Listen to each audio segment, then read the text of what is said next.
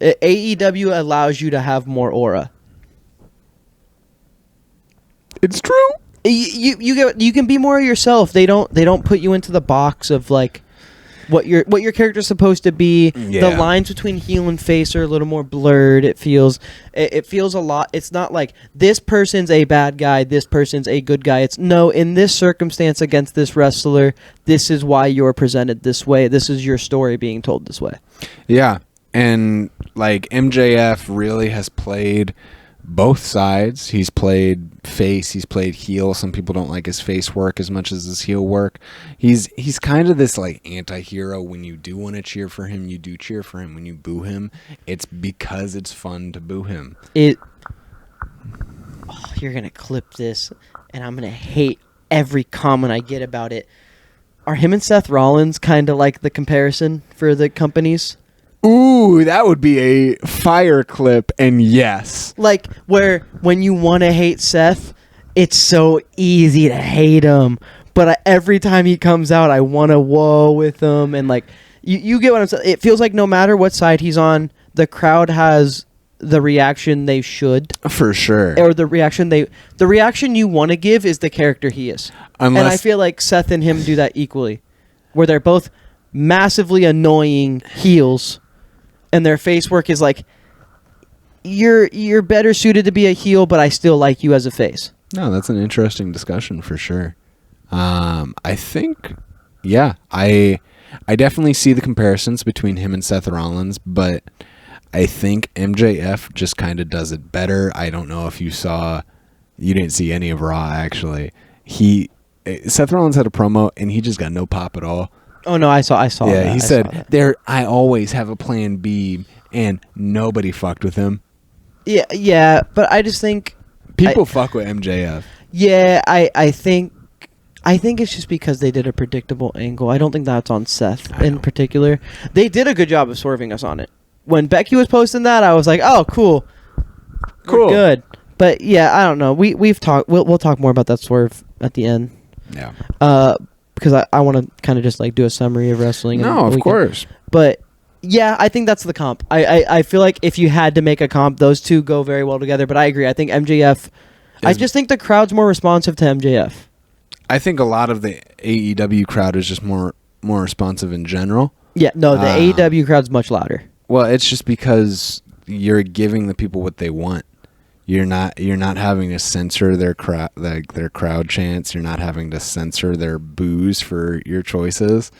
Yeah, I think one thing WWE does is they force the narrative they want. Yeah. When I feel like AEW narrative is the story that's told, and the crowd takes it as they take it. Which can switch on the which I've seen go bad. I've seen this like. The free market of ideas for the crowd go bad for the AEW, yeah. Where they don't get the reaction they want and everyone clowns it on Twitter, right? But also like when it hits that much harder because the crowd cares so much more. But I also feel like, and you could correct me if I'm wrong, I feel like AEW is more of a wrestling fan's show. Oh, yeah. The casual's going to watch WWE, the casual's not going to watch AEW, just as if you're paying to go to an AEW show, you probably care about wrestling more than if you're taking your kids to a WWE event. Oh, yeah. For sure. Marks go to AEW shows. Yeah, I think marks go to AEW shows and casuals are like, oh, WWE's in town? Yeah. Oh, let me go root for the guys I know. And, we're just two marks that watch wrestling. Mm-hmm. Is Mark Briscoe cool? Speaking of Marks, is Mark Briscoe cool? No, Mark Briscoe. I really do like Mark Briscoe. He's grown into a huge singles talent since the passing of his brother. His brother died in a car accident 2-3 years ago. Rest in peace.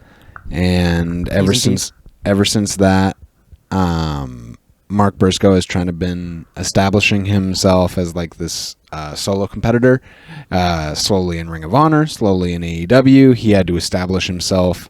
Like for a very long time, the Briscoe brothers weren't even allowed on AEW TV. Jeez. So it's like, just even having him on TV is a very big deal. He's kind of fighting for the legacy of his brother. He knows redneck kung fu, chicken kung fu. He He's missing his two front teeth. He's missing his front teeth. And he's a lot of fun to watch. The match was really fun. The MJF Briscoe match was fun. My main note is MJF is a hilarious seller. Yeah. The way he sells is funny. Like, I found myself throughout this AEW show laughing more than I do at WWE, and I don't know if that's normal or if it's just my first time experiencing it, and that's why it's funny. But I feel like it's a like how it dips more into entertainment. Like MJF walking away from the match is just like funny. And like those kinds of things, like the way sometimes the way he sells is just like when he's laying on the floor and his feet are draping on the ring. It's like, all right, this guy knows what he's doing. Yeah, he definitely. And this isn't even just the tip of the iceberg for MJF selling. MJF I've is seen one of my hilarious clips. One of my favorite vocal sellers. Oh yeah, he talks. He'll like get caught in the middle of a move. He'll go, "Oh, what the?" And I've seen get those, slammed, and it's like. It's fun. It's fun watching him wrestle. That's the thing I wish Solo would do with his animations. Like Solo does the animated, but he doesn't say anything. I wish he would say things, but that's where like when Solo goes up to a power bomb and he like prays. Yeah. He's like yeah. Like that, but MJF does that vocally a lot more. And I think that's just the tip of the iceberg. Well, just as we've said with a lot of these wrestlers, they're coming from their independent background. They're not just trained in this arena style, like WWE arena style. So they have to learn to cater and be loud to high school gyms, to these smaller venues. And it translates to make sure it sounds like it hurts. Yep.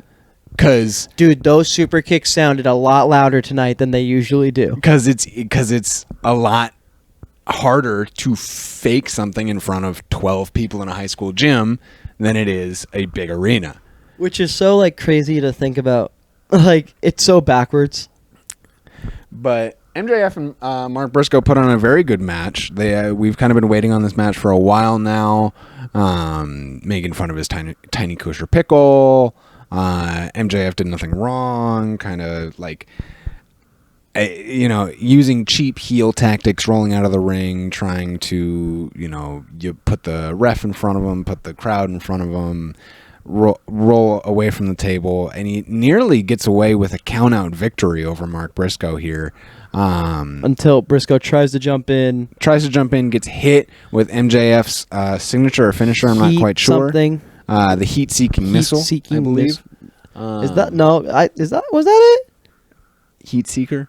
So I think it's the Heat Seeker, something like that. So Heat-seeking driver or something.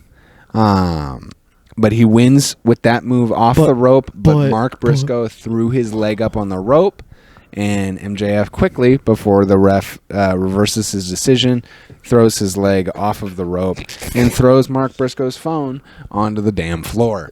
No, this was a great match. It wasn't a no DQ match, and that's something that like you didn't even comment on. That like, oh, the table broke and it wasn't a no DQ match. Well, the table broke, but also they were like fighting out in the ring and stuff. Something you'll notice with AEW is like they kind of get loosey goosey with the rules when they want to. Yeah, if the ref doesn't want to like call countouts, they're like, yeah, you can fight in the crowd, but like you better get back in here, guys. Yeah. You guys are. But like also like technically Briscoe didn't put MJF through the table because he missed, so it's not a DQ because it's not a DQ anyway. He jumped himself through. That's what I'm saying. He jumped himself through the table. So even if they wanted to call a DQ, they couldn't. But I get what you're saying. Like I didn't even recognize. But it's also just like he wasn't counting, so I didn't tell. Well, that's the thing. It's just AEW is just very loosey goosey. But then they try to make it a count out thing at the end. I get what you mean. Like I could have commented, but I don't. But like I said, I think it flowed so well I didn't even notice. Yeah. And that's what's fun. Like I wasn't sitting there like, well, man, where's the rules? Where's my count out? That's what makes these like you're so caught up with how exciting the match is, or like what's happening in the match. You don't care that the rules are being broken. Exactly.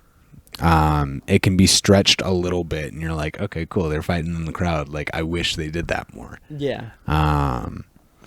Overall, was a pretty good show. It was a solid AEW show. I wouldn't say it was their best, but I definitely would not say it's their worst. I think it was a really fortunately it was a good intro show. It was a very good intro show to kind of no payoffs to feuds. Yeah. The only payoff was the Hurt Syndicate dropping MJF, but I was informed of that on Twitter, so I kind of still cared a little. You know what I mean? Like, that was the only thing I missed out on, being informed of, like, rivalry-wise or things that are important. I got to see the Fatal 4-Way into the title match that if we would have watched next week would have been like, how did she earn this match? You know what I mean? Like, we got to see a great intro episode, I think.